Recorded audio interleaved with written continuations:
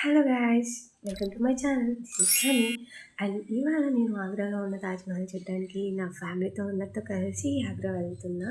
And ఎప్పుడెప్పుడు అని wait చేస్తున్నా. ఫైనల్ ఆగ్రా అయితే రీచ్ అయిపోయాను. అండ్ నేను మా మమ్మీ అయితే తాజ్మహల్ ఎప్పటి నుంచో చూడాలనుకుంటున్నాం. ఇది మా డ్రీమ్ అసలు.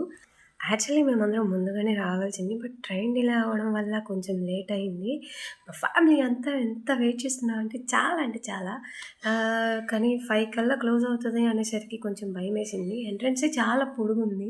నడవడానికే మాకొక మినిమమ్ ఒక 30 మినిట్స్ పట్టింది. ఎవరైనా విజిటింగ్ కోసమని వస్తే మాత్రం కొంచెం చూసుకోండి. ఎందుకంటే చుట్టూ కోతులున్నాయి. So careful. ఇక్కడైతే పెద్ద క్రౌడే ఉంది. ఎంతమంది ఫారినర్స్ ఉన్నారో.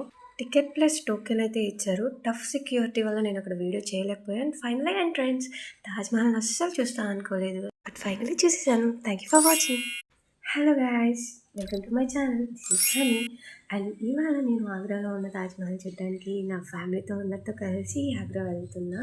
అండ్ ఎప్పుడెప్పుడు అని వెయిట్ చేస్తున్నా. ఫైనల్ ఆగ్రా అయితే రీచ్ అయిపోయాను. అండ్ నేను మా మమ్మీ అయితే తాజ్‌మహల్ ఎప్పటి నుంచో చూడాలనుకుంటున్నాం. ఇది మా డ్రీమ్ అసలు. యాక్చువల్లీ మేమందరం ముందుగానే రావాల్సింది. బట్ ట్రైన్ డిలే అవ్వడం వల్ల కొంచెం లేట్ అయింది. మా ఫ్యామిలీ అంతా ఎంత వెయిట్ చేస్తున్నామంటే చాలా అంటే చాలా. కానీ 5 కల్లా క్లోజ్ అవుతుంది అనేసరికి కొంచెం భయమేసింది. ఎంట్రన్సే చాలా పొడుగుంది. నడవడానికే మాకొక మినిమమ్ ఒక 30 మినిట్స్ పట్టింది. ఎవరైనా విజిటింగ్ కోసమని వస్తే మాత్రం కొంచెం చూసుకోండి. ఎందుకంటే చుట్టూ కోతులున్నాయి. So careful. ఇక్కడైతే పెద్ద క్రౌడే ఉంది. ఎంతమంది ఫారినర్స్ ఉన్నారో. టికెట్ ప్లస్ టోకెన్ అయితే ఇచ్చారు. టఫ్ సెక్యూరిటీ వల్ల నేను అక్కడ వీడియో చేయలేకపోయాను. ఫైనల్లీ ఎంట్రన్స్ తాజ్‌మహల్‌ని అస్సలు చూస్తాను అనుకోలేదు. బట్ ఫైనల్లీ చూసేసాను. Thank you for watching.